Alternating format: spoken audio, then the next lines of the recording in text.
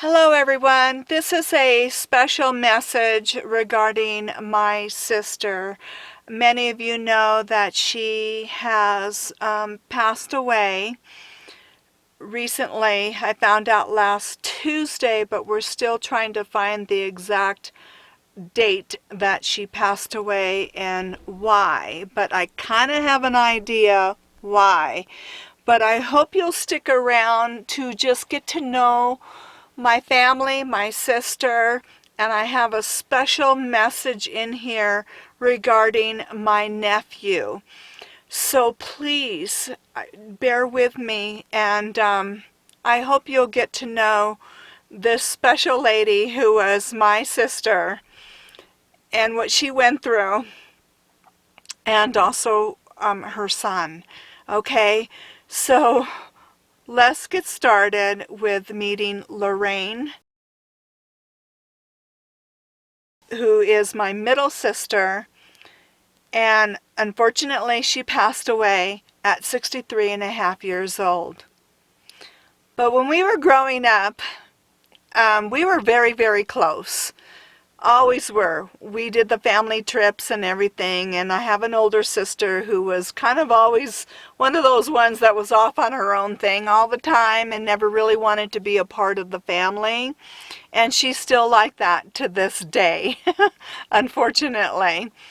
But Lorraine and I had always a bond because of those reasons, and we enjoyed those family trips, and as we grew up, we even had a lot of the same friends and did a lot of things, together. We were just that close. But Lorraine decided when she was in her, I think, mid-20s or somewhere around there, that she decided with her ex-husband to go move to Alaska, of all places, because his dad was working on the Alaska pipeline. So they thought it will give him a chance to get out of, California where we were living and go up there and just have a new life, new beginning. So they did that, and shortly after she moved there, she had 2 kids. She has her first, Rheuben, and 2 years later, she had my niece, Roxanne.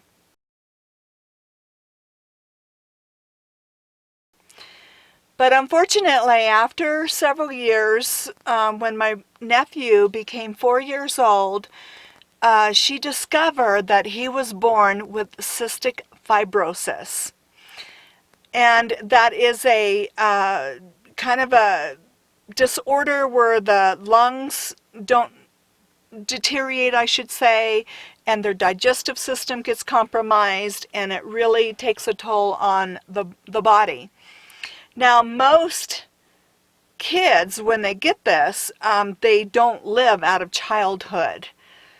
But I never seen a person so dedicated, so loving, so caring, and devoted to her children than my sister. She just dedicated everything to the health and well-being of my nephew and the care, and was such an incredible advocate for him that he later grew up, and he's still alive to this day. He's, I don't know his exact age, but somewhere around 38 or something, late 30s. I don't think he's quite 40 yet, but I think late 30s, with this lung disorder. So before I continue on, she has always been so just, over caring of him, just with everything, her heart, everything, always just connected to him.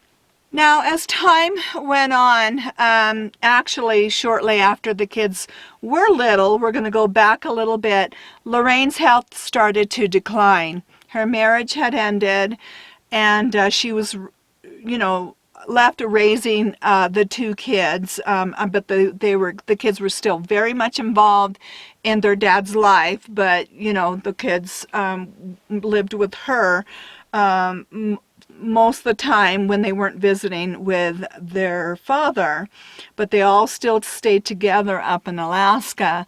But her health started to decline. She had some really rare stuff going on. I couldn't even try to explain it. But she ended up having to go on disability when she was in her, I believe, around in her 30s. And she just really lived a very challenging, difficult life from then on, and ended up having to be on pharmaceuticals, meds for the rest of her life, and they kept putting more and more of those onto her. But Lorraine loved Alaska. I'm going to go back, and she just loved living there. In the beginning, she did have a pretty good life there, and she loved to go camping. She just had a big heart.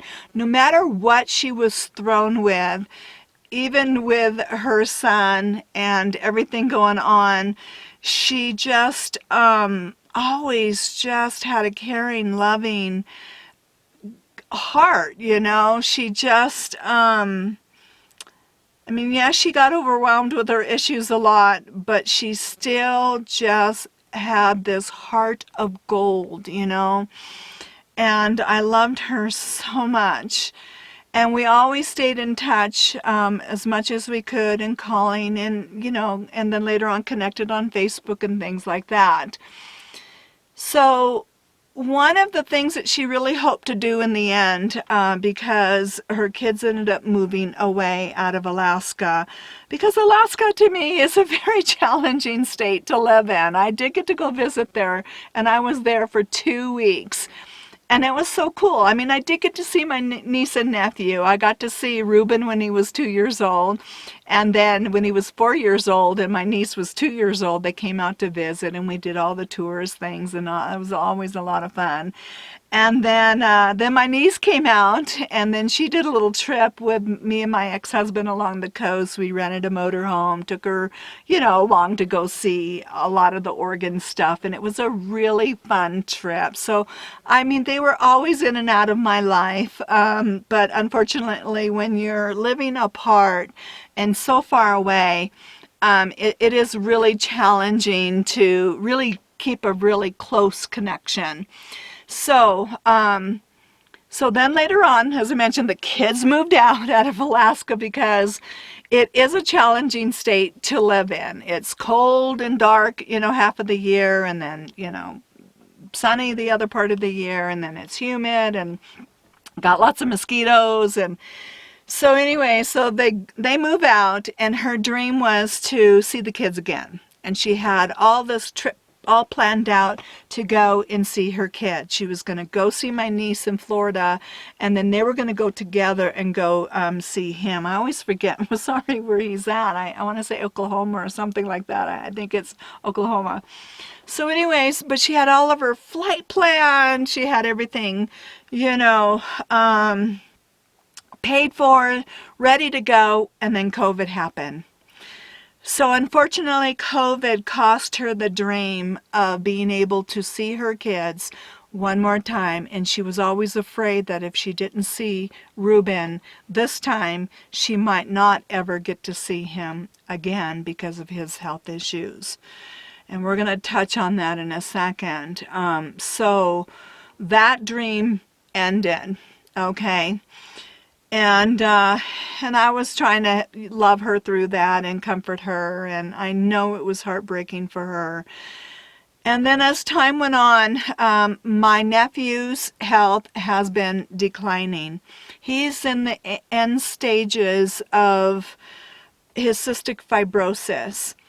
And if he doesn't get a lung transplant, and get moving in that direction very seriously, my nephew will not be alive. I mean, he's fighting for seriously his life at this moment. And so what has happened is my niece has went to Chicago. Her husband is still in Florida as she went to Chicago trying to make steps and make movements and raise money to help to get my nephew to Chicago so he can get on the list and get a transplant. But he really does need a lot of prayers, so please pray for him. But also, I have never asked any of you guys ever. I think one time for my friend whose dog was attacked and she needed money for the surgery, I asked for a GoFundMe for her. This is the second time I'm ever asking if you would think about if you can contribute to anything. It could be $1, $5, whatever your heart speaks to your heart. I'm going to put a link to his GoFundMe that my niece, she loves her brother so much. She is doing everything she can to save his life. And to help raise money that will get him to Chicago. He just needs help getting there and getting reestablished because he's always been on disability, which he doesn't get a lot of money. And so to live off of, they just don't leave you with that much money. And my sister was on disability, so she doesn't have a lot of money, and I don't have a lot of money. I mean, we're just all in this situation where, he really needs help. So if this tugs on your heart to help to save my nephew's life in memory of my sister, this would be greatly appreciated. It really, really would. And you'll see the story about him on her GoFundMe link that my niece has put together. I am just so blown away and touched of how much these two love each other so much, And so back on my sister, my sister was hoping to reconnect and try again to go see my niece and nephew, but unfortunately her health issues were declining. As of 6 months ago, my sister, I started noticing that she was complaining about kidney, liver, and heart issues that were progressing. Because of her long-term pharmaceutical med issue that she's had because of her physical ailments, it really did take its toll on her life. Even though I don't know exactly what took her life, I know those were her complaints, and we'll know in a couple of weeks. But in the meantime, in memory of my sister, she was my best friend. She was my sister and best friend in life. I am going to miss her tremendously because she shared my love and journey of my travels, my photography. She was always commenting and always saying, I'm praying for you and I'm hoping, I'm just lifting you up in your prayer and safety. And she just always took an interest in my life, even though she could not travel because she was getting really bedridden in the end. My traveling helped her to get out of that bubble that she was kind of stuck in. And that part of me wants to continue that journey in memory of her. And everything I'm out there, I'm thinking of her when I'm taking pictures, that she will be with me in my heart forever. And I knew that she probably wouldn't have a long life, but I never thought she would go now. I thought maybe in a few more years because I knew her health was declining. So nothing really even prepares you for this when it happens. But I will continue on because I know life is short. That is what she wants. I need to stay strong. And I have ups and downs, as everybody would, losing a family member. But I just want you to know that my sister had a hard life. And even though she had that hard life, man, her heart was bigger than this world. Just the sweetest person, kindest, caring. She really was. And I'm thankful to have had her and our closeness, and to have a sister like that, because my older sister, we were not that close, and we're still not to this day. And so I'm just so grateful to have that in my life.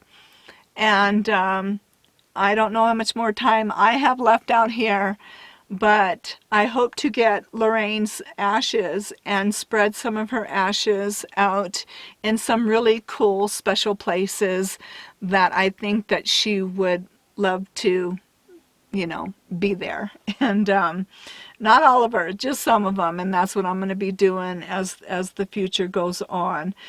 But it's going to be a bumpy ride. I'm not going to, say it isn't going to be. It isn't going to be, easy. It's going to be hard, but I'll carry her forever deep in my heart.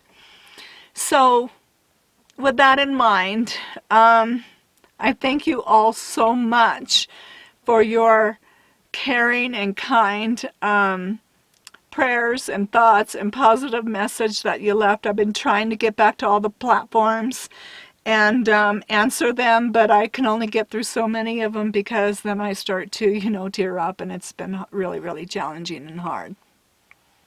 So I wanted to take this moment to do that. And I didn't want this to get too long because I know it's a talking head one, and people don't always stick around for those kind of ones, but I don't have any of my photographs of anything I can pull. I'll pull off of her Facebook. But other than that, everything I have is back in Oregon in my storage unit, so I don't have really a whole lot of things to share with you regarding her, other than, what I could say is that we just, we're always tight and close our whole life. And, and with that, and if you could please spread this around, let people know about it, come to this video, get to that link of my nephew, and in her memory, if you could help save my nephew's life.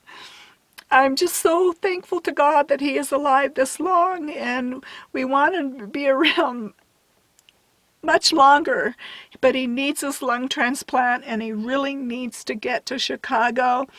And if we can help, he's not even asking for a lot of money, only like $5,000. They raised $2,000, but oh my God, I would love to see it even get beyond that. So if we can make that happen, there are no words that I could say of the gratitude in doing this for him, and for my niece, and for me, and for my sister. We would thank you, and we love you from the bottom of our heart. And as you know, I've never asked for anything, and it's not even for me, it's for my nephew. I just can't thank you enough. All right, so for now, I'll see you in the next video. And I'm going to try to do little small videos, and it's easier for me. And I just really, love you all, and I just can't thank you enough for your kindness and for being a part of this journey. And my sister was in the shadows in the back, a part of this journey too, that you never knew. And I'm always grateful, so grateful. And I know she's with God and she's not suffering anymore. So that is the one thing that's keeping me pushing on too, is knowing that she's at peace. And I believe she's in the loving arms of God right now. And that brings me incredible comfort. And all of your kind words did as well. So thank you. And then I'll see you all in that next video.